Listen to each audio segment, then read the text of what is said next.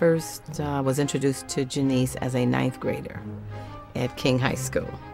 And our meeting was really special because she came to me for help with a speech. She wanted to, we were entering a speech contest, and mostly juniors and seniors were entering a speech contest. And Jenice, who was just a ninth grader, decided she wanted to join too. And so she came to me for coaching, and that's where it all began. And I was impressed with Jenice from the very beginning. She was mature, especially for a ninth grader. She was extremely motivated. But what really struck me about Jenice was her vision. She always had vision.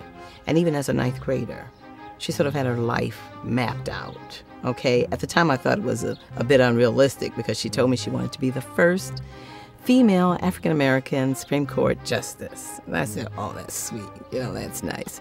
That's like saying you want to be the first African-American president. That was her goal, and she was an awfully good speaker and an awfully good student, a great critical and analytical mind. So I knew that whatever goal she had set for herself, she could attain. So I guess our relationship continued because of the coaching, the speech coaching. She was an unusual student. Most teachers have students that they remember for a lifetime, and Jenice was one of those students. She had a mind that just worked like clockwork, very analytical, very critical, very good critical thinking skills. And the more we entered competitions and the better she got, the more impressed I was with her. It became almost just a natural thing for her to enter a competition and win. We just expected that. But yet she was very humble about it. She never became conceited. But it was obvious she was very talented.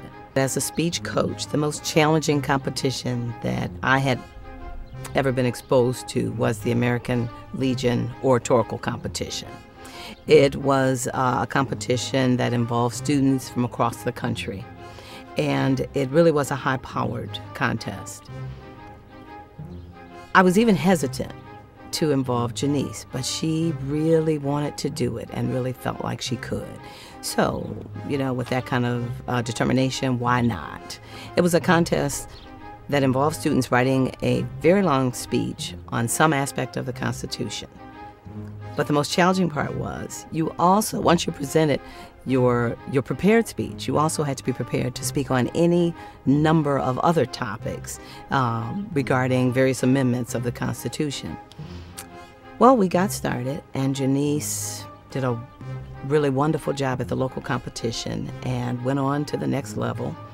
And it was history from there. She just kept winning and kept winning and kept winning. I think she and I were on like a 10-day tour, getting on planes, getting off of planes, entering competitions in different cities and states. And even, I have to admit, even as well as I knew her, I was still impressed by her quickness and her ability to think on her feet. She was a quick study. And I can say without a doubt she was the best person that I have ever coached as a speech coach.